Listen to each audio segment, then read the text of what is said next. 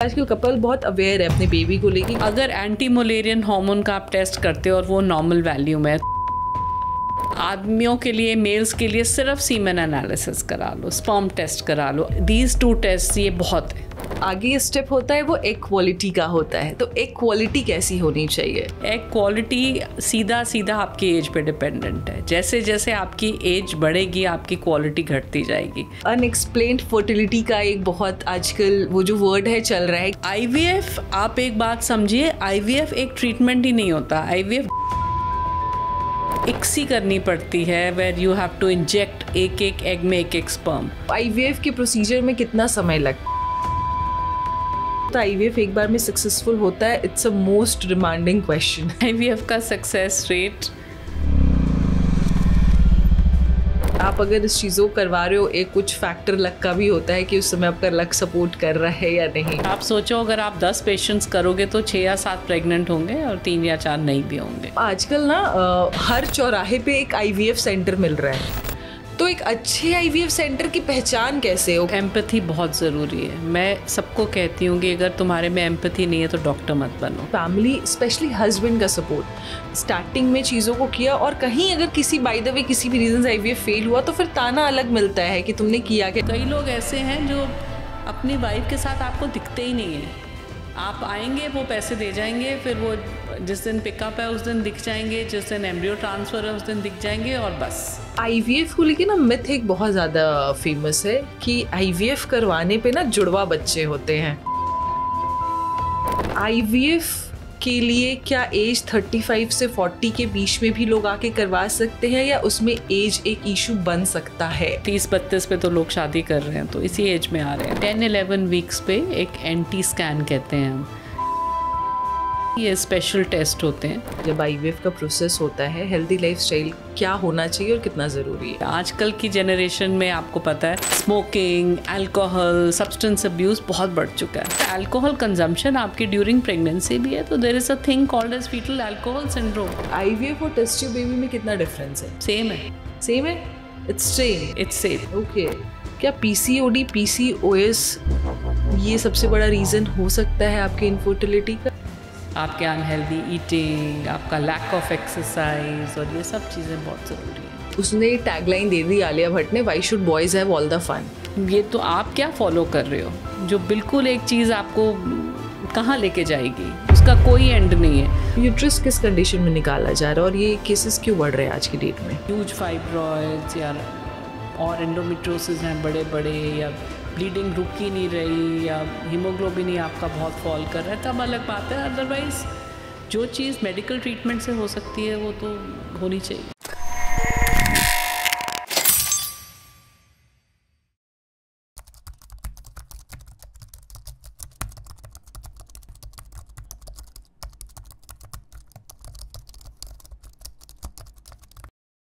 Infertility आजकल एक common word हो गया है जिससे मोस्टली जो यंगस्टर्स कपल हैं वो परेशान हैं।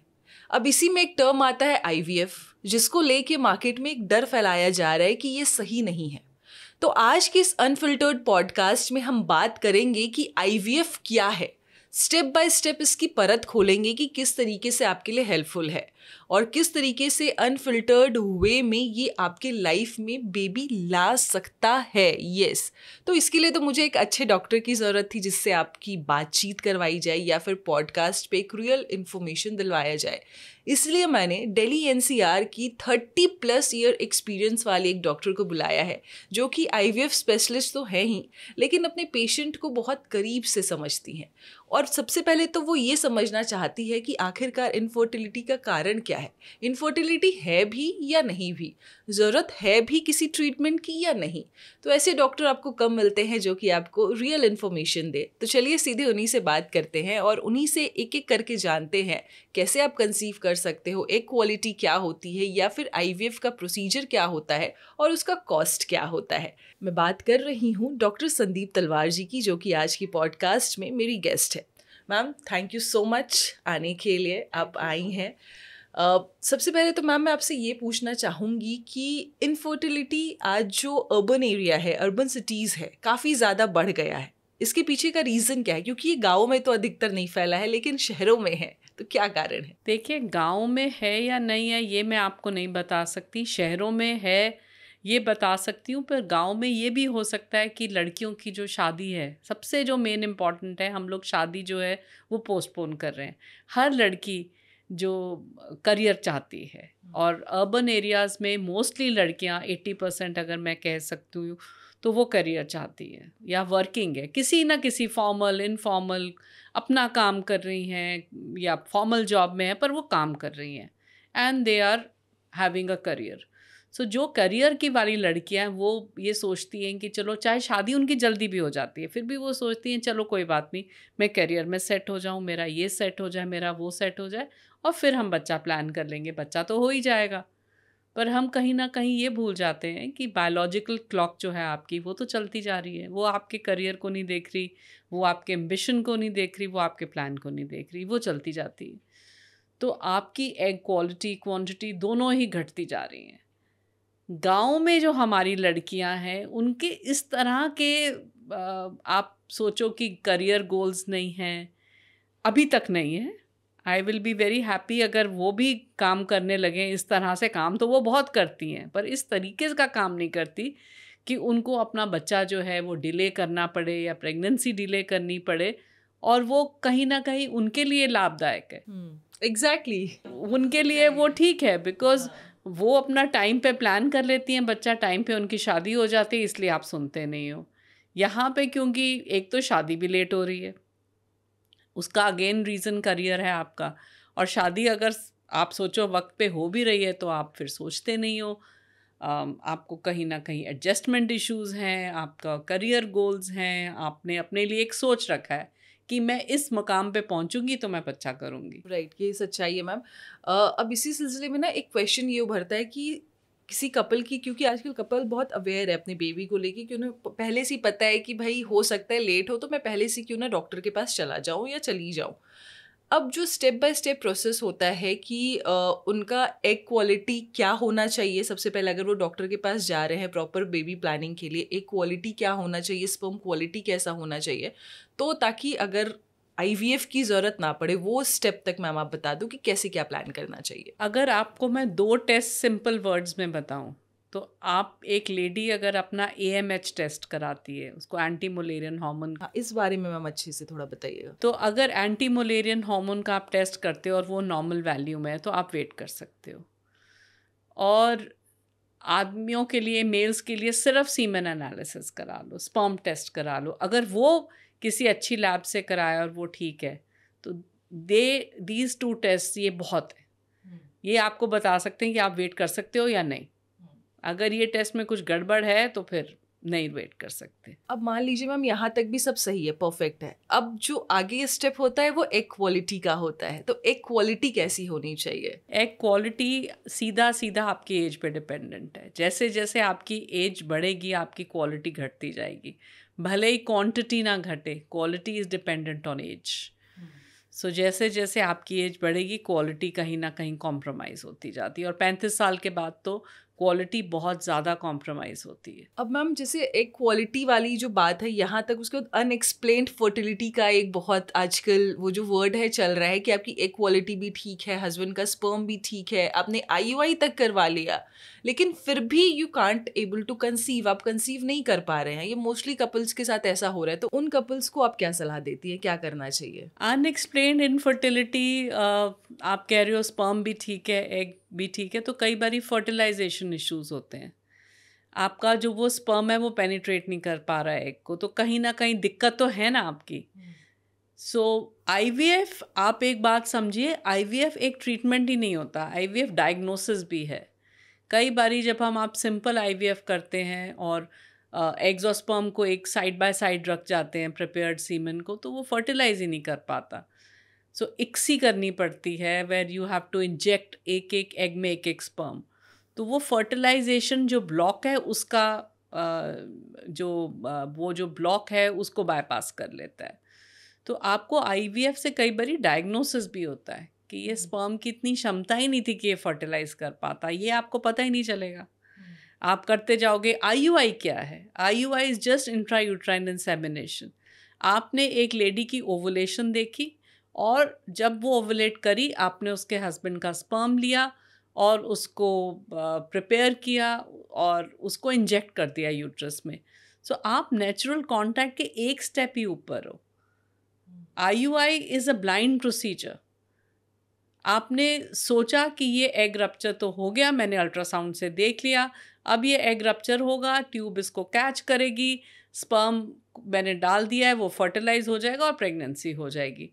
सो ये बिल्कुल ब्लाइंड है। बट अगर मैं IVF की बात करूं, अगर अब जैसे अब कपल परेशान हो चुका है कि शादी के 1.5-2 साल हो चुके हैं बट ऐसा कुछ मुझे रिस्पॉन्स नहीं मिल रहा है, तो IVF के प्रोसीजर में कितना समय लगता है मैम? प्रॉपर एक IVF की डिटेल्ड बात आप बताइए। IVF में अगर हम देखते हैं टेस्ट वगैरह करके कि इसको IVF की ज़रूरत है, तो आप सोचिए महीना 1.5 महीना टोटल या 2 महीने।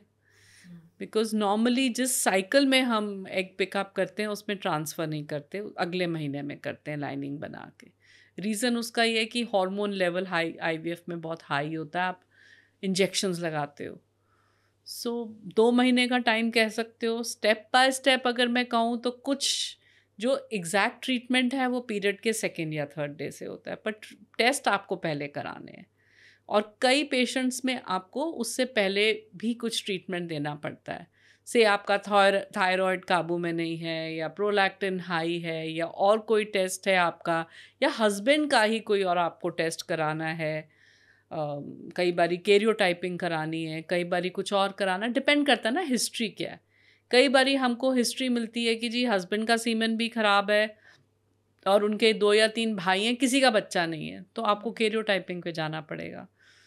सो इसलिए समय लेके आना होता है, इसको बहुत डिटेल में आपको देखना पड़ेगा। जितना आप डिटेल में जाओगे उतना आपका सक्सेस बेटर होगा, जितना आप इन डेप्थ उसमें डूब जाओगे उतना आपको इजी हो जाएगा to treat. Because proper history लो, कभी बचपन में तो कोई बीमारी नहीं थी, मेल को फीमेल को फैमिली हिस्ट्री में चले जाओ।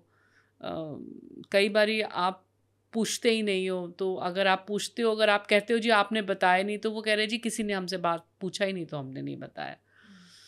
सो ये सारे टेस्ट करके अगर कुछ प्री ट्रीटमेंट पे डालना है तो आप डालोगे, और पीरियड के 2nd डे से ब्लड टेस्ट करके, हार्मोन करके, अल्ट्रासाउंड करके इंजेक्शंस लगाओगे। नॉर्मली 10 दिन इंजेक्शंस लगते हैं टू स्टिमुलेट जितने फॉलिकल्स हैं, या आपके जितने फॉलिकल्स हैं उनको सबको ग्रो कराया जाता है, और फिर उनको अल्ट्रासाउंड गाइडेड नीडल से बाहर निकाला जाता है उस फॉलिकुलर फ्लूइड को। इस फॉलिकुलर फ्लूइड में से जो एम्ब्रियोलॉजिस्ट है वो एग आइडेंटिफाई कराता है। इस एग्स को आप ICSI के द्वारा फर्टिलाइज किया जाता है स्पर्म से, और इन एम्ब्रियोज को बाहर लैब में ग्रो कराया जाता है फॉर नॉर्मली 3 to 5 days। और इनको ग्रो करके एक चीज़ होती है जिसको हम ब्लास्टोसिस्ट कहते हैं, ब्लास्टोसिस्ट बना के फ्रीज कर लेते हैं और फिर अगले महीने में उनको ट्रांसफ़र करते हैं। ये सिंपल IVF है, पर अगर किसी की रिक्वायरमेंट कुछ और है, टेस्ट कुछ और हैं, तो फिर वो अलग बात है। जैसे मैम आपने भी IVF का जो प्रोसीजर बताया 1.5 से 2 महीने का प्रोसीजर होता है, तो इसकी जो टोटल मान लीजिए कि जो पूरी 2 महीने 2.5 महीने की जो भी प्रोसीजर की कॉस्ट आती है वो कितनी आती है? देखिए, आप कह रहे थे ना बहुत प्रोहिबिटिव कॉस्ट है, ऐसा कुछ नहीं है। डिपेंड करेगा आपको इंजेक्शंस क्या लगते हैं। हमारे जो इंजेक्शंस हैं वो इम्पोर्टेड इंजेक्शंस भी हैं, इंडियन भी हैं। तो इम्पोर्टेड की कॉस्ट थोड़ी ज़्यादा होती है, इंडियन की थोड़ी कम होती है। ये नहीं है कि इंडियन में सक्सेस नहीं होता, ऐसी कोई बात नहीं है। एट द मोस्ट 2.5 से 3 लाख पे जा सकती है, डिपेंड करता है अगर आपको क्या रिक्वायरमेंट है। और 1.5 लाख में भी हो जाएगा। 2 lakh is the optimal cost, पर इट कैन गो टू 3। क्या IVF एक बार में कंप्लीट होता है? IVF एक बार में सक्सेसफुल होता है? It's a most demanding question. IVF का सक्सेस रेट 60 to 70% है इन द बेस्ट सेंटर्स, इससे ज़्यादा नहीं है। अल्टीमेटली आप अगर इस चीज़ों को करवा रहे हो, एक कुछ फैक्टर लक का भी होता है कि उस समय आपका लक सपोर्ट कर रहा है या नहीं। लक भी सपोर्ट करना चाहिए, बाकी सब कुछ जो बंदा कर रहा है उसको भी थोड़ा सा देख लेना चाहिए। पर आप सोचो, अगर आप 10 पेशेंट्स करोगे तो 6 या 7 प्रेग्नेंट होंगे और 3 या 4 नहीं भी होंगे। मैम आजकल ना हर चौराहे पे एक IVF सेंटर मिल रहा है, तो एक अच्छे आईवीएफ सेंटर की पहचान कैसे हो कि हाँ ये डॉक्टर आपके लिए अच्छा है, ये क्योंकि आप मान लीजिए आप दिल्ली में बैठती, ईस्ट ऑफ कैलाश में बैठ रही हैं, अब वहाँ पे अगर कोई आपके पास पहुँच रहा है, अगर कोई नहीं पहुँच पा रहा है, क्योंकि बहुत से लोग बाहर से हैं, दूसरे स्टेट से हैं, उनको क्या देखना चाहिए कि आपके लिए कौन सा आईवीएफ सेंटर बेस्ट है? सबसे इम्पॉर्टेंट चीज़ है ट्रांसपेरेंसी। जो इंसान ट्रांसपेरेंट होके आपसे बात कर रहा है वो बंदा ठीक है। और दूसरा एक्सपीरियंस इज़ वेरी इम्पॉर्टेंट। और मेडिसिन में मैं ये नहीं कहती बाकी फील्ड्स में इम्पॉर्टेंट नहीं, पर मेडिसिन में बहुत इम्पॉर्टेंट है कि जितना आप हाथ से काम निकालोगे और जितने केसेस देखोगे उतना ही आपको समझ में आएगी, और उतना ही आपका हाथ का जो इसको कहते हैं ना शफा, या हाथ आपका सज जाता है जिसको कहना चाहिए, तो वो टाइम के साथ आता है, नॉलेज के साथ आता है। जितना काम किया होगा आपने, जितने डिफ़िकल्ट केसेस आपने किए होंगे, कहीं ना कहीं वो तजुर्बा काम आता है। बिल्कुल आता है। और आपके पास तो 30+ ईयर्स का एक्सपीरियंस है, तो अगर कोई दिल्ली एनसीआर में, तो आपके पास तो ज़रूर जाना चाहिए उसको।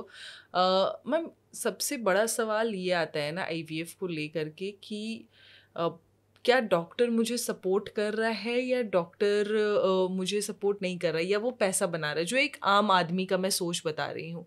तो इससे लोग बहुत परेशान होते हैं। तो उस समय क्या होता है ना कि अच्छा, गायनेकोलॉजिस्ट में भी बहुत से ऐसे गायनेकोलॉजिस्ट के पास आप जाते हैं तो फिर वो आपकी अपनी बोलती हैं, फिर आपकी नहीं सुन पाती हैं। तो पेशेंट का सुनना कितना ज़रूरी है एक गायनेकोलॉजिस्ट को, ताकि क्योंकि वो सब माइंड लगा रहा है, अपना इमोशन ला रहा है, पैसा लगा रहा है, तो ये चीज़ें बहुत से डॉक्टर्स में एक पेशेंट को नहीं मिल पाती है। तो फिर इसके पीछे का क्या मैम रीज़न है, और किस तरीके से एक अच्छे डॉक्टर का सिलेक्शन करना चाहिए? देखो, एम्पैथी बहुत ज़रूरी है। मैं सबको कहती हूँ कि अगर तुम्हारे में एम्पैथी नहीं है तो डॉक्टर मत बनो। Right, true. बिकॉज जो भी आ रहा है वो एक प्रॉब्लम को लेके आ रहा है, उसको प्रॉब्लम है तो वो तुम्हारे पास आया है। सबसे इम्पॉर्टेंट साइकोलॉजिकल एस्पेक्ट हर बीमारी का बहुत ज़रूरी है, और इसमें तो हमारे पास बीमार लोग नहीं आते, इसमें लोग हेल्दी हैं, उनको कोई बीमारी थोड़ी है, बच्चा नहीं हो रहा, बस बीमार तो है नहीं वो, उनको बीमारी बोल दिया जाता है। उनको सोसाइटी ने भी तंग किया है, उनको माँ बाप ने किया है, उनके कलीग्स हैं। और बहुत लोग कहते हैं डॉक्टर साहब मेरी जेठानी का देखो, उसकी शादी मेरे साथ हुई थी, उसके बच्चा 3 साल का है, 4 साल का है, मैं जब भी उस बच्चे को देखती हूँ मुझे फ़ील होता है मेरा क्यों नहीं है। तो आप, और अगर आप नहीं भी फील कर रहे तो आपको फील करा दिया जाएगा। आपको कोई फैमिली फंक्शन है, कोई कुछ है, तो कहेंगे देखो जी इसकी तो शादी पहले हुई थी। नेगेटिव माइंडसेट, बहुत नेगेटिव है, और इंडिया में तो इस चीज़ को लेके बहुत नेगेटिव है। तो जो भी डॉक्टर है, डॉक्टर को एम्पैथी तो बहुत ज़रूरी है। बहुत दुखी आए हैं आप, फर्स्ट आईवीएफ कई बारी 2 फेलियर हैं, 3 फेलियर हैं, तो वो लोग तो इतने हताश हो चुके होते हैं कि शायद हमारा तो पॉसिबल ही नहीं है, लोग आके रोने लग जाते हैं। कोई पेशेंट्स हैं मेरे, वो कहते हैं डॉक्टर साहब आप ही हैं जिनके सामने मैं रोती हूँ, और किसी के सामने मैं रो नहीं पाती। बिकॉज ना तो मेरा हस्बैंड इस बात को समझ पाता है कि मैं किस स्ट्रेस से जा रही हूँ, और ना मेरे घर वाले इस बात को समझ पा रहे हैं। एक पेशेंट आके रोई मेरी लास्ट टाइम, तो मैंने कहा तुम्हें क्या हुआ? तो बोली डॉक्टर साहब मैं केवल आपके पास रो सकती हूँ, और कोई मेरे को इतने उससे सुनता ही नहीं है।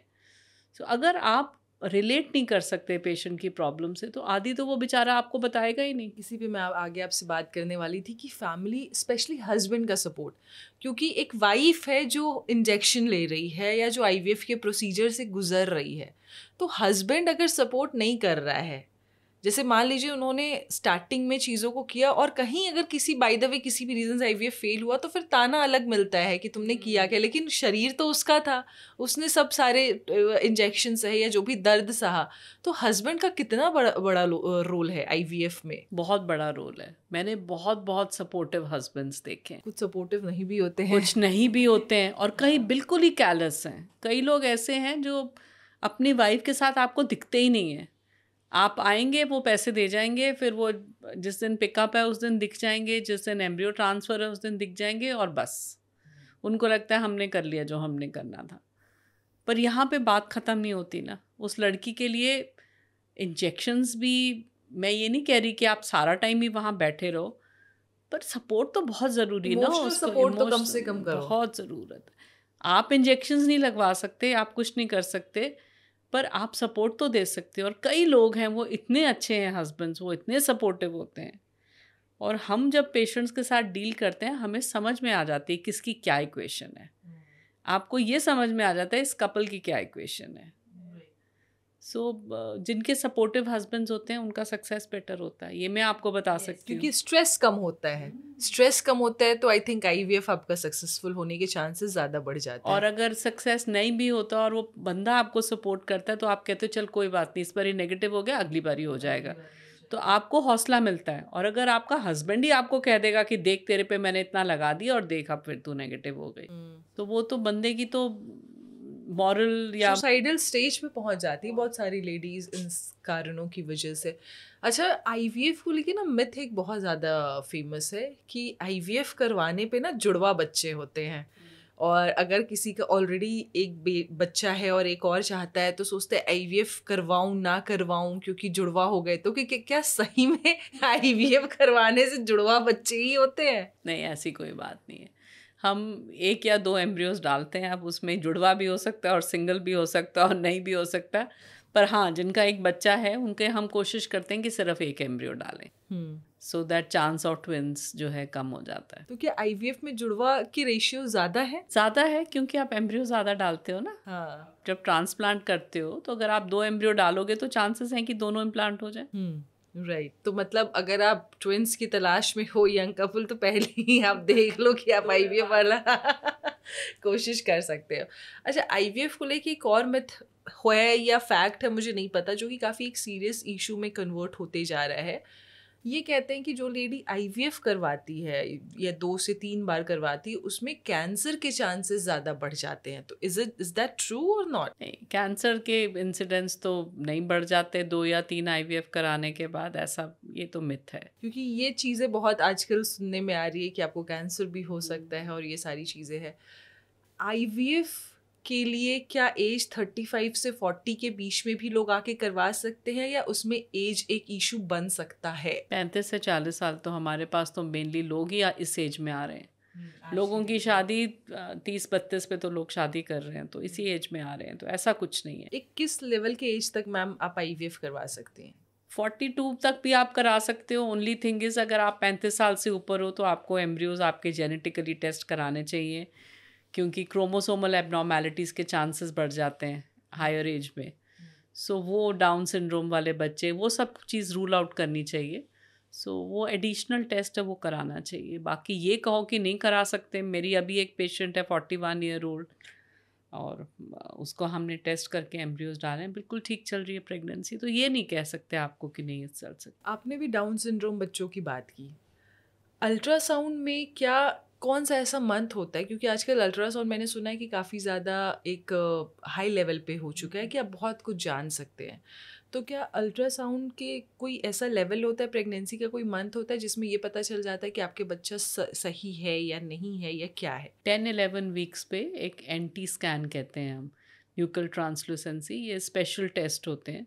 ब्लड के भी टेस्ट होते हैं और अल्ट्रासाउंड का भी होता है। एक अच्छा अल्ट्रासोनोलॉजिस्ट को फर्स्ट 3 मंथ्स में ही पता चल जाएगा कि बच्चा नॉर्मल है कि नहीं है। ओके, सो ये चीज़ों पे आप पूछ सकते हो, अगर कहीं जा रहे हो तो आप पूछ सकते हो कि आप मुझे बताओ। अगर वो नहीं बता पा रहे तो यानी आप सही अल्ट्रासाउंड सेंटर पे नहीं गए हो। और आपकी जो गायनेकोलॉजिस्ट जो आपका अभी टेक केयर कर रही है या जो बंदा है उसको भी नॉलेज होनी बहुत ज़रूरी है। IVF में एक हेल्दी लाइफस्टाइल का होना कितना ज़्यादा ज़रूरी? जब IVF का प्रोसेस होता है, हेल्दी लाइफस्टाइल क्या होना चाहिए और कितना ज़रूरी है? हेल्दी लाइफस्टाइल तो आपके लिए वैसे भी बहुत ज़रूरी है फॉर योर जनरल हेल्थ, और IVF में बहुत ज़रूरी है। आजकल की जनरेशन में आपको पता है कि स्मोकिंग, अल्कोहल, सब्सटेंस अब्यूज़ बहुत बढ़ चुका है। सो वो तो इफ़ेक्ट करता है, मेल में भी इफ़ेक्ट करता है, फीमेल में भी करता है।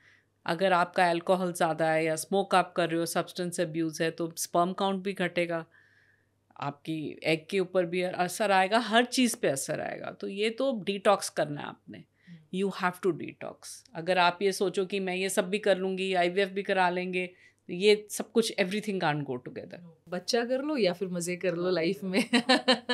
ट्रू। मैम, एक और क्वेश्चन जो सबसे ज़्यादा एक वुमेन को परेशान करता है, क्योंकि अगर जिसके पास कैपेसिटी है 2.5-3 लाख देने की या 1.5 लाख देने की, वो मोस्टली वर्किंग वुमेन्स होती हैं जो अपने करियर पे फोकस्ड होती हैं। अब करियर पे फोकस्ड होती है तो जो IVF का टाइम होता है ना, उस समय क्या उनको जॉब कंटिन्यू करना चाहिए, वर्क फ्रॉम होम करना चाहिए, किस तरीके से अपने लाइफस्टाइल को करना चाहिए, ये क्वेश्चंस बहुत लोगों के दिमाग में एक रहता है, जो कि सामने गायनेकोलॉजिस्ट से भी वो आंसर नहीं मिल पाता है सही तरीके से। तो आपकी क्या ओपिनियन है? आप काम कर सकते हो। आई ऑलवेज से कि आप काम करो। जितना आप ज़्यादा IVF के बारे में सोचोगे, जितना आप ज़्यादा वरी करोगे, उतने आपके ख़राब रिजल्ट्स होंगे। आफ्टर एम्ब्रियो ट्रांसफ़र आपने अगर 2-3 दिन रेस्ट करना है कर सकते हो, unless you have a very taxing job कि आपने चलते जा रहे हो, फिजिकली बहुत टैक्सिंग। अगर ऐसा नहीं है तो व्हाई कांट यू वर्क? ऐसा कुछ भी नहीं है कि काम नहीं कर सकते, बिल्कुल कर सकते हो। वो सोचने लग जाते हैं ना, एक साइकोलॉजी बन जाती है, अरे मैं तो प्रेग्नेंट हो गई हूँ, मैं सीढ़ी भी चढ़ूँ ना चढ़ूँ मैं स्ट्रेस लूँ ना लूँ, मैं ऑफिस में घंटों बैठूँ ना बैठूँ, एक बहुत तरीके का एक लोगों के मन में एक डाउट क्रिएट हो जाता है। अच्छा, प्रेगनेंसी से लेकर के जो 9 मंथ्स तक की होती है जर्नी, उस समय वर्किंग कब तक करना चाहिए एक नॉर्मल लेडी को जो वर्क करती हैं? क्या 9वें महीने तक भी वो अलाउड है करने को, या फिर उससे पहले कुछ दिनों के पहले ब्रेक ले लेना चाहिए? आपकी प्रेगनेंसी पे डिपेंड करता है, आपकी प्रेगनेंसी कैसी जा रही है। नॉर्मल प्रेगनेंसी है, अब किसी नॉर्मल प्रेगनेंसी में भी प्रॉब्लम्स आ सकती हैं, ब्लड प्रेशर हाई हो सकता है, शुगर बढ़ सकती है, बेबी का वेट नहीं ग्रो कर रहा जैसे ग्रो करना चाहिए, या कुछ और प्रॉब्लम है। तो अगर ये प्रॉब्लम्स हैं तब आपको रेस्ट करना है। अगर आपकी नहीं है प्रॉब्लम्स तो यू कैन वर्क। आप मुझे एक बात बताओ, आपने गांव की लेडीज़ की बात की, वो तो एंड तक काम करती है ना, तभी उनकी नॉर्मल डिलीवरी भी होती है, तभी उनकी प्रॉब्लम्स भी नहीं होती। आप जितना फिजिकल काम करोगे, unless there is a contraindication कि आपका बीपी हाई हो रहा है, आपकी शुगर सही नहीं है और आपका कोई हाई रिस्क फैक्टर है, तो आप रेस्ट करो। जितना आप लेटोगे उतना आपकी डिलीवरी मुश्किल होएगी। एग्जैक्टली और ये लोग आजकल समझते नहीं है, लोगों को लगता है बेड पे रहो और मज़े करो। आपका 30+ ईयर एक्सपीरियंस हो चुका है इस फील्ड में, आपने 30 इयर्स पहले से भी लोगों को देखा और अभी की भी आप कंडीशंस देख रही हैं। आपको क्या लगता है मैम, उस समय से और अभी तक में क्या चेंजेस आया है एक फर्टिलिटी को लेकर के? जो हमारी जनरेशन थी और आज की जनरेशन, उसमें सबसे इम्पॉर्टेंट जो डिफरेंस है वो स्ट्रेस। आप लोग हर चीज़ को बहुत जल्दी पाना चाहते हो। आपको लगता है कि अब मैंने 5 साल तक तो बच्चे का नहीं सोचा, लेकिन अगर आज मैंने सोच लिया ना तो कल मेरे गोद में बच्चा हो जाना चाहिए। हाँ ये सबसे बड़ा लोगों के अंदर आ गया है। आप में पेशेंस नहीं है। This generation lacks patience. और आप लोग इतना एक्सपोज्ड हो to social media, to everything. Google आपके फिंगर टिप्स पे है, आप हर चीज़ को गूगल कर लेते हैं, ये कर लेते हैं, और हर चीज़ को आपको बहुत जल्दी मिल जाती है। जो आप चाहते हो ना वो बहुत जल्दी मिलता है। हमारी जनरेशन में हमको ये सिखाया जाता था पेशेंस। तो हम लोगों को वेट करने की आदत थी, थोड़ा सा शांत बैठने की आदत थी। मुझे लगता है यहाँ पे पेशेंस की बहुत ज़रूरत है। स्ट्रेस बहुत ज़्यादा है, बिकॉज़ एक तो आप प्लान नहीं करते, फिर जब करते हो तो आपको लगता है कि जी आज मैंने प्लान किया था, कल तो मेरे को बच्चा मिल ही गया ना, क्यों नहीं मिल रहा। तो वो स्ट्रेस जो है वो बहुत गंदा नेगेटिव रोल आपके लाइफ में प्ले करता है। So that is one thing कि desire to get everything on click of a button. एक जो लोगों में कन्फ्यूजन है ना, वो है IVF और टेस्ट ट्यूब बेबी को लेके। लोगों को लगता है IVF में ही टेस्ट ट्यूब बेबी होते हैं, या मतलब जिनको बहुत ज़्यादा नॉलेज नहीं है, या तो IVF और टेस्ट ट्यूब बेबी में कितना डिफरेंस है? सेम है। सेम है? It's same? It's same. Okay. It's in vitro fertilisation means any fertilisation जो बॉडी के बाहर है। जो बॉडी के अंदर फर्टिलाइजेशन होती है, जो नॉर्मल प्रोसेस है, उनको जो भी प्रोसेसेस बॉडी में होते हैं उनको इन वीवो कहा जाता है। In vitro fertilisation is IVF which is called test tube baby. That's it. जो एक सोशल मीडिया पे लोग दिखाते हैं कि हर दिन वो एक इंजेक्शन लेते हैं खुद से अपने स्टोमक पे, या हस्बैंड देता है, तो वो भी एक IVF का प्रोसीजर है? हाँ, जो मैंने आपको इंजेक्शंस कहा ना 10 दिन लगते हैं, ये वही प्रोसीजर है। ओके, तो ये वही प्रोसीजर है। ठीक है, मतलब ये कन्फ्यूजन तो क्लियर हो गया कि IVF में ही टेस्ट ट्यूब बेबी है। ठीक है। अब मैम ये जो सवाल है ना कि सोशल मीडिया पे ना हर लोग आजकल डॉक्टर हो गए हैं, और इंस्टाग्राम सबसे बड़ा डॉक्टर हो गया है। सब चीज़ बता देते हैं वो कि ऐसा करो तो IVF अगर आप करवा रहे हो तो ये करो, ऐसा कर लो, वो कर लो। जो डॉक्टर नहीं भी होते, मैं डॉक्टर की बात नहीं कर रही हूँ, जो डॉक्टर नहीं भी होते वो भी इस तरीके के social media influencers so called ज्ञान देते हैं। सुनना चाहिए उनका या नहीं?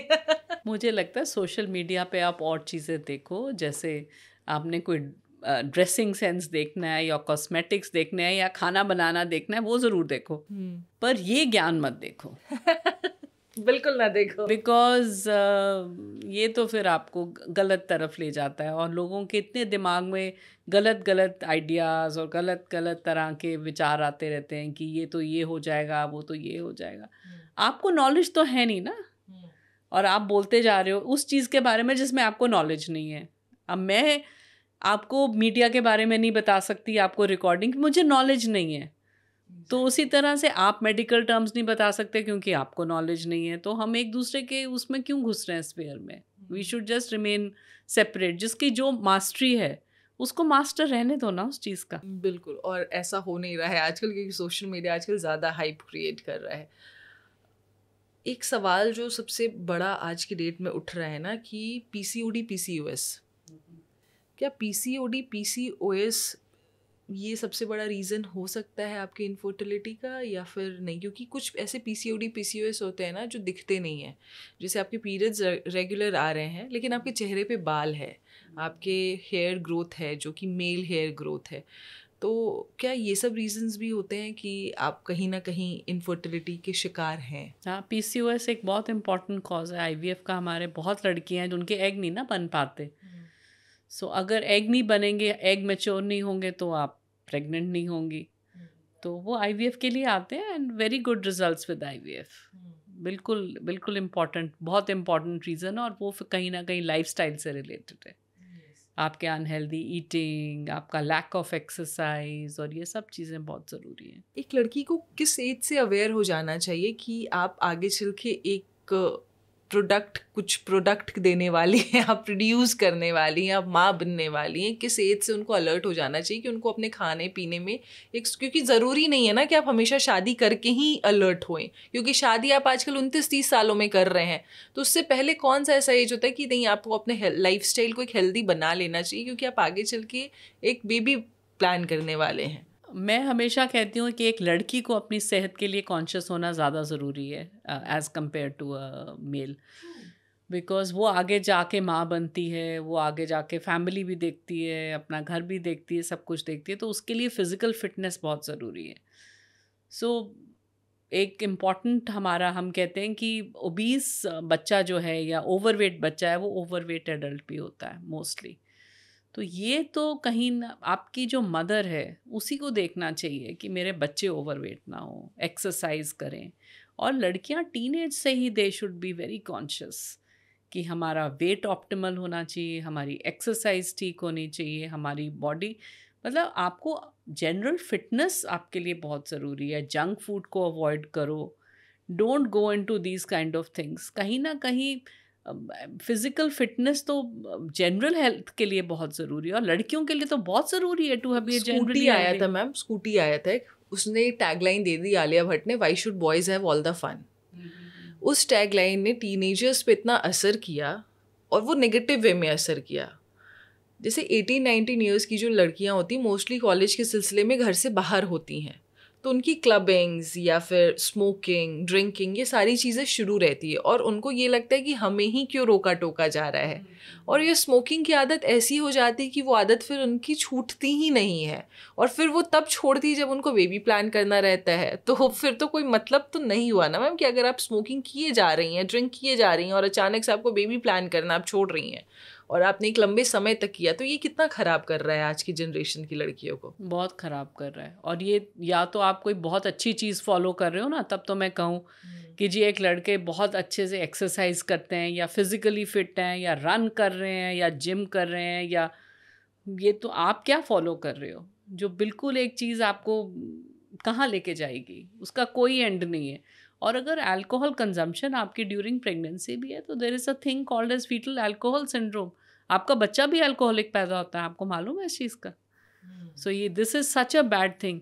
हमारे पास तो लड़कियां बड़ी बारी पूछती हैं, okay doc, so we have to stop our drinking.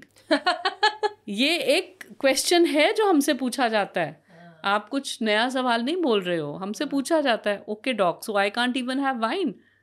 ये क्वेश्चन हमसे पूछा जाता है। हाँ, उनको लगता है वाइन तो पानी है, अमृत है। एग्जैक्टली तो ये चीज़ें आपको नुकसान बहुत ज़्यादा पहुंचा रही है।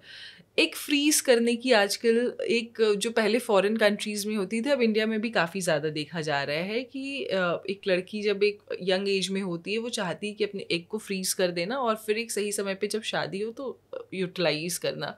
तो एग फ्रीजिंग का प्रोसेस क्या है? एग फ्रीजिंग IVF ही है। आपने निकाला एग, फर्टिलाइज नहीं किया उसको, अनफर्टिलाइज्ड एग को आपने फ्रीज करके रख लिया।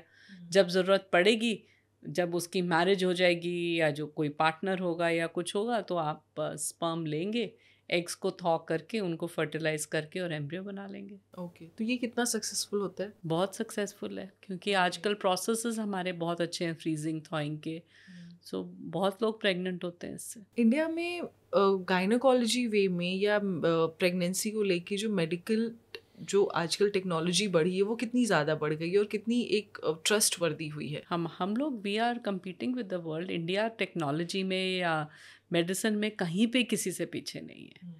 जैसे जैसे टेक्नोलॉजी में एडवांसमेंट होती है वैसे वैसे हमारे भी होती है। हम कहीं से कुछ किसी चीज़ में भी पीछे नहीं है। So we are with the world in everything, चाहे वो इंजेक्शंस हैं, चाहे वो टेक्निक्स हैं, चाहे वो कुछ और है, हम लोग we are at par. So we are doing our best thing. Ma'am, जो गायनेकोलॉजिस्ट ट्रीटमेंट होता है ना, कभी कभी लड़कियां नहीं बता पाती हैं घर वालों को कि क्योंकि उनको लगता है कि लोग समझेंगे नहीं समझेंगे। तो एक सोसाइटी को आप क्या कहना चाहती कि IVF को एक बहुत बड़ा एक हवा ना बनाए, क्योंकि बहुत बड़ा हवा बना दिया गया IVF को लेकर कि अरे ये गलत है, आपको नहीं करना चाहिए, या अरे आपने तो मतलब 3-4 मैं एक कोटेशन बोल रही हूँ जो इंडिया में काफ़ी, अरे इनको बच्चा हुआ है तो क्या हो गया, IVF से ही तो हुआ है, IVF करवा के तो हुआ है, यानी इनमें कुछ था नहीं। या फिर ये कह दिया जाता अरे मत करवाओ, तुम अपने शरीर को क्यों डिस्ट्रॉय करने पे लगे हुए हो, मोटी हो जाओगी, पहले जैसा शरीर नहीं रहेगा, थुल हो जाएगा। तो ये सब जो एक मार्क आते हैं ना सोसाइटी से एक लेडीज़ पे, तो वो बता भी नहीं पाती है खुल के कि हाँ मैंने IVF करवाया है। तो इस पे आपकी क्या राय है? ये तो जो एल्डर लोग हैं, जो हमारी जनरेशन है, इनको समझाने की ज़रूरत है कि स्टॉप थिंकिंग, स्टॉप सेइंग। आपके अपने गैमीट्स हैं 90% केसेस में, तो क्यों नहीं? अगर किसी का दिल है बच्चा करने का और उसका नहीं हो रहा, तो व्हाट इज़ रॉन्ग?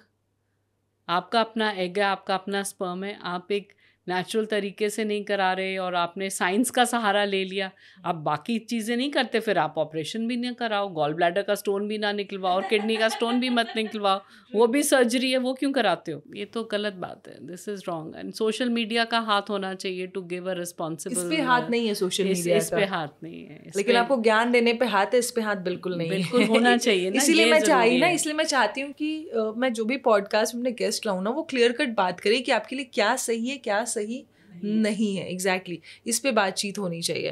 अच्छा मैम, ये बताइए मुझे कि जो सरोगेसी ट्रीटमेंट होता है, क्या इंडिया में वो लीगल है, या फिर जैसे कोई नहीं प्लान अपने शरीर को, या जो एक्ट्रेस हैं, या जैसे आपने देखा प्रियंका चोपड़ा वाला केस कि उन्होंने खुद नहीं किया प्लान, उन्होंने बेबी सरोगेसी के थ्रू करवाया, तो क्या इंडिया में ये लीगल है और ये सही है करवाना? किस तरीके से ये चीज़ें होती हैं? सरोगेसी की इंडिकेशंस हैं, और ये कहना कि हम शरीर नहीं खराब करना चाहते, this is not an indication. Yes, foreign में ये सब करते हैं, इंडिया में वी हैव गाइडलाइंस, और बहुत स्ट्रिक्ट गाइडलाइंस है, और बोर्ड है सरोगेसी का, वो अप्रूव करेगा, वो सब कुछ होगा तो तभी हो सकता है। अदरवाइज़ आपका यूट्रस नहीं है, आपकी सर्जरी हो चुकी है, या आपकी मेडिकल कंडीशन ऐसी है, आपकी हार्ट डिजीज़ है, या किडनी में आपकी एंड स्टेज डिजीज़ है कि आप कैरी नहीं कर सकते बच्चा, या आपका डिजीज़ यूट्रस है या कुछ इस तरह से, तब आप कराओगे सरोगेसी।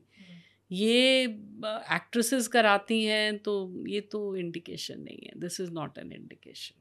अब मैम मैं आपसे कुछ ना कुछ रैपिड फायर, या फिर आप समझो कि एक जनरल टॉक वाले क्वेश्चंस पूछूंगी जो लोगों के मन में बहुत ज़्यादा रहता है। क्या प्रेगनेंसी में पोछा लगाना खतरनाक साबित हो सकता है? बिल्कुल नहीं।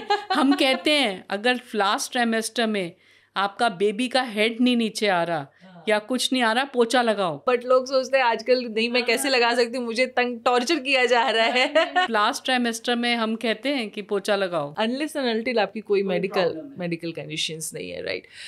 दूसरा सवाल ये है मैम कि लोग ये देखते हैं कि 9 महीने तक सामने वाला तो कर लिया लेकिन मेरी बीवी नहीं कर पा रही है या मेरी बहू नहीं कर पा रही है, तो हर किसी का शरीर क्या अलग होता है या प्रेगनेंसी लोगों की एक जैसी होती है? नहीं, सबकी प्रेगनेंसी डिफरेंट होती है। हो सकता है अगर वो नहीं कर पा रही तो उसके गायनेकोलॉजिस्ट ने उसको बेड रेस्ट दिया हो, उसको कोई ऐसी मेडिकल प्रॉब्लम हो या प्री टर्म लेबर में चली गई हो, पेन्स जल्दी शुरू हो गई या ब्लड प्रेशर बहुत हाई है या कुछ और है, तो हो सकता है इसलिए उसको बेड रेस्ट कहा गया है।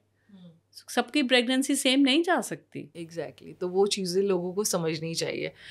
तीसरा सवाल मेरा ये है कि जब ड्यूरिंग एक वो होता है 9 मंथ्स कंप्लीट हो जाते हैं तो सबसे बड़ा एक लोगों के मन में डर होता है मेरा सी सेक्शन होगा या मुझे नॉर्मल डिलीवरी होगी। फिर लोग सोसाइटी ये समझाती नॉर्मल डिलीवरी करना तभी शरीर ठीक रहेगा, सी सेक्शन करवा लोगी ना हमेशा के लिए बैक पेन और एक स्टमक पेन, लिवर, यूट्रस के पास पेन रहेगा। तो क्या सी सेक्शन में ये होता है या फिर ये मिथ है एक तरीके का? ये मिथ है। अगर आप नॉर्मल डिलीवरी करा सकते हो तो बहुत अच्छी बात है, पर अगर किसी कारणवश आपकी नॉर्मल डिलीवरी पॉसिबल नहीं है तो सिजेरियन इज, आजकल तो इतने फाइन टेक्निक्स और सब कुछ है, आपको नहीं डरने की ज़रूरत। हाँ, लेकिन हम इंडिया में है ना तो बहुत सारी चीज़ें अभी भी लोगों को ये लगता है कि हमें नॉर्मल डिलीवरी करवा लेनी चाहिए।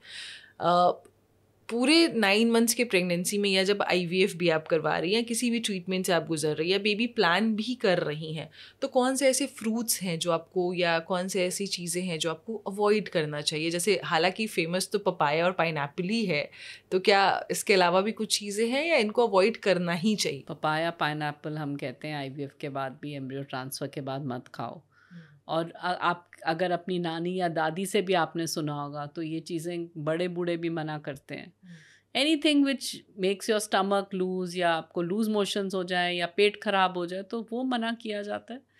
जो इजीली डाइजेस्टेबल खाने हैं वो आसान सी से जो खा सकते हो वो खाने चाहिए। सो जो भी लाइट है स्टमक के लिए, बिकॉज एसिडिटी होती है प्रेगनेंसी में, आपकी इंटेस्टाइन की मोशन स्लो होती है, so you should be just careful. IVF के बाद जब हमारा सक्सेसफुल हो जाता है तो उसके कितने मंथ बाद या कब से हम योगा शुरू कर सकते हैं? लाइक ये कि योगा और एक्सरसाइज लोग करना चाहते हैं, आज की यंग लेडीज़ को अच्छा लगता है करना प्रेगनेंसी में, तो वो कब से शुरू कर सकती हैं? 2nd मंथ से 3rd मंथ से, एज लॉन्ग एज आपके योगा इंस्ट्रक्टर को पता है कि आपको क्या एक्सरसाइज करानी है और वो आपको ऐसी विगरस एक्सरसाइज ना कराए तो क्यों नहीं कर सकते आप। वॉक कितना करना चाहिए मैम? वॉक आप जितना भी कर सकते हो, अगर आपके कोई हाई रिस्क प्रेगनेंसी नहीं है यू कैन नाइसली वॉक। बिना योगा के सिर्फ वॉक की भी चीज़ें एक अच्छी सक्सेसफुल हो सकती हैं? बिल्कुल हो सकते हैं, योगा भी कर सकते हो आप, बट जो बंदा इंस्ट्रक्टर है उसको ये पता होना चाहिए आप प्रेग्नेंट हो। आपकी जो पूरी मेडिकल अभी तक मैम सफ़र रहा है, जर्नी रही है, उसमें कोई ऐसा केस जो कि काफ़ी कॉम्प्लिकेटेड था लेकिन वो चीज़ें सक्सेसफुल हुई आपके लिए? एक केस पे तो उंगली रखना बहुत मुश्किल है, हाँ, क्योंकि कुछ बता दीजिए। 30 साल में तो बहुत पेशेंट्स I आए। know. कई पेशेंट्स आए जो फेलियर थे, 2 फेलियर, 3 फेलियर, 4 फेलियर, बट कुछ किया, कुछ तो उनकी जर्नी, जो पेशेंट विश्वास करके आता है और जिसको आप अपनी तरफ से देखिए आप बेस्ट करना चाहते हो, आप क्यों नहीं चाहोगे कि मेरा पेशेंट सक्सेसफुल होके जाए? सबका दिल करता है, सक्सेस किसको बुरा लगता है? तो आप अगर इवैल्यूएट ठीक तरह से कर लेते हो, पेशेंट फेल होके बाहर से आता है, तो ऐसे तो बहुत केसेस हैं जो बाहर से फेल होके आए, फिर वो सक्सेस हो गए, फिर वो चले गए, वो ठीक हो गए। या एल्डरली लड़कियां थी, कोई 40 कोई 41, जिनका नहीं होप था वो प्रेग्नेंट हो गए, या कोई जान पहचान के लोग इस तरह के आए, वो चले गए ठीक ठाक। सो इस तरह के बहुत केसेस हैं जो कि डिफ़िकल्ट थे। एक केस तो बताना बहुत मुश्किल है, पर हाँ ऐसे बहुत केसेस हैं, कोई सक्सेस होता है और कोई नहीं होता। ये जो ओव्यूलेशन टाइम का टाइम होता है ना, वो जो डेट होते हैं कि नाउ egg is ruptured और you have to try ना normal conceiving way, जो डॉक्टर कहती normal जो first procedure होता है ट्रीटमेंट का, वो बहुत स्ट्रेसफुल होता है. तो उसको स्ट्रेस फ्री कैसे किया जाए? आप मॉनिटर करना बंद कर दो थोड़ी देर के लिए. Don't make that act as mechanical. हाँ, आप जितना उसके बारे में सोचोगे उतना आप ओवुलेट ही नहीं करोगे. Ovulation is also related to your higher centres. Stress होगा ना तो एग ही रिलीज नहीं होगा. तभी हम कहते हैं जाओ go for a holiday. Destress, stop thinking I have to conceive. फिर जैसे ही आपको पीरियड आता है आप हस्बैंड वाइफ दोनों रोना शुरू हो जाते हैं. एग्जैक्टली. कुछ ऐसे केसेस होते हैं ना जो 4-5 सालों में कंसीव नहीं कर पाए, लेकिन अचानक से वो कंसीव कर जाते हैं. तो ये मैम जैसे डॉक्टर्स ने तो मना कर दिया होता है कि आप चीज़ों को नहीं कर पाते हो. एक मैं जनरल लोगों के अवेयरनेस के लिए मैं पूछ रही हूँ, तो ऐसी क्या चीज़ें होती हैं वो कंसीव कर जाते हैं बिना कुछ चीज़ों के, और अचानक से वो सोचना बंद किया और उन्होंने कंसीव कर लिया? उनका स्ट्रेस चला गया. They started ovulating. Stress factor जो था वो आपने सोच लिया कि अब तो नहीं होगा, छोड़ो. और जैसे ही आपने छोड़ दिया ना वैसे ही सब हो जाएगा. अगर आप में कोई प्रॉब्लम नहीं है. अगर वाकई आप में प्रॉब्लम है तो फिर नहीं होगा. नहीं है तो अगर stress is the only factor then you will be able to. आजकल लोग जैसे डिवोर्स केसेस आप हम सुन रहे बहुत ज़्यादा हो रहा है, लेकिन लोग शादी बचाने के लिए बच्चे पैदा कर रहे हैं. तो ये क्या आपकी जो एक प्रेगनेंसी की जर्नी है इसको स्मूथ रखेगा, या आपके कारण उस बच्चे में भी प्रॉब्लम आएगी? मुझे नहीं लगता. अगर आपका रिलेशन ठीक नहीं है तो आपको बिल्कुल बच्चा नहीं करना चाहिए. That's my thinking. हम तो आई हैव क्रॉस 60. मेरी मदर, हम अपने जनरेशन की मैं बात बता रही हूँ, शी यूज्ड टू से कि आप पहले देखो, अगर आपकी शादी ठीक चल रही है साल तक अपने पार्टनर को देखो, उसके बाद बच्चा प्लान करना. वो उस टाइम की मैं आपको बात बता रही हूँ, 35-40 साल पुरानी. सो अगर वो उस टाइम पे ये एडवाइस दे सकती हैं तो मैं तो अभी बिल्कुल कहूँगी I will not tell girls to get pregnant like that unless you are sure कि ये बंदा सही है. बच्चे को मत लाओ. एक ख़राब मैरिज में जिस बच्चे को लेके आओगे उसके दिमाग पे क्या असर पड़ेगा. ब्रोकन फैमिली के बच्चे बहुत मुश्किल से ग्रो करते हैं और सबसे ज़्यादा स्ट्रेस्ड में वही बच्चे रहते हैं. तो इसलिए मैंने आपसे इस बारे में बात की कि कैसे लोगों को आप तक आना चाहिए. शादी के बाद कितनी आइडियल एज है कि आप इतने टाइम तक तो बच्चा मत प्लान करो और उसके बाद आप कर सकते हो? क्या आइडियल एक टाइम लेके चलना चाहिए एक कपल को? आपको डिपेंड करता है ना आपकी शादी हुई कितनी उम्र पे. 30, अगर मान लीजिए जो आजकल चल रही है कि 30 इयर्स में हो रही है. 30 इयर्स में तो 2 साल तक तो आप आराम से रुक सकते हो. अगर आपके पीरियड्स रेगुलर हैं, आपके कोई सर्जरी नहीं हुई, आपके हस्बैंड को कोई प्रॉब्लम नहीं है, for 2 years you can wait. अगर आप ज़्यादा ही स्ट्रेस्ड हो और AMH और सीमेन एनालिसिस करा लो, सब सही है, देन गिव योर सेल्फ. 2 साल में 90% पीपल शुड कंसीव. अगर नहीं करे then you should think about what किसी भी गायनेकोलॉजिस्ट को दिखाने के लिए. ट्यूब ब्लॉकेज आजकल बहुत सुनने में आ रहा है कि ट्यूब ब्लॉकेज बहुत ज़्यादा हो रहे हैं. तो इसकी वजह क्या है और क्यों ये होता है, और क्या IVF में ट्यूब ब्लॉकेज अगर है तो भी क्या कंसीव हो सकता है? IVF शुरू ही ट्यूब ब्लॉकेज के लिए शुरू हुआ था. Indication of IVF was tubal block. So tubes blocked हैं, आपको ट्यूब्स की ज़रूरत ही नहीं है IVF में. आपने तो एक बाहर निकाल लिया तो ट्यूब का तो रोल ही ख़त्म हो गया. ट्यूब इन्फेक्शन ब्लॉक के काफ़ी रीजंस हैं. इन्फेक्शंस हैं, जेनिटल इन्फेक्शंस हैं, ट्यूबरक्लोसिस है, या कोई सर्जरी हुई है ट्यूब पे, उस किसी भी कारण से ट्यूब्स ब्लॉक हो जाती हैं. सो अगला सवाल मैम ये है कि अब प्रेगनेंसी से अलग हट के मैं कुछ पूछ रही हूँ. यूट्रस आजकल बहुत कम उम्र में लेडीज़ का निकाला जा रहा है. एक बहुत बड़ा रीज़न बन रहा है कि शायद उनका स्ट्रेस है या उनके पीरियड्स कंटिन्यू आ रहे हैं, कुछ प्रॉब्लम क्रिएट हो रही है और सीधे डॉक्टर कह रहे हैं कि आपको यूट्रस निकालना पड़ेगा. तो यूट्रस किस कंडीशन में निकाला जा रहा है और ये केसेस क्यों बढ़ रहे हैं आज की डेट में? अगर आपको अनकंट्रोल ब्लीडिंग है या कुछ है तो पहले तो आपकी DNC होनी चाहिए, हिस्ट्रोस्कोपी होनी चाहिए टू सी कि आपकी एंडोमेट्रियल या यूट्रस की परत में कोई कैंसर तो नहीं है, कुछ आपकी फैमिली हिस्ट्री है, अल्ट्रासाउंड क्या शो कर रहा है. अगर सब कुछ ठीक है तो ट्रीटमेंट होता है. अच्छा डॉक्टर तो नहीं निकालेगा आपका यूट्रस बिना इंडिकेशन के.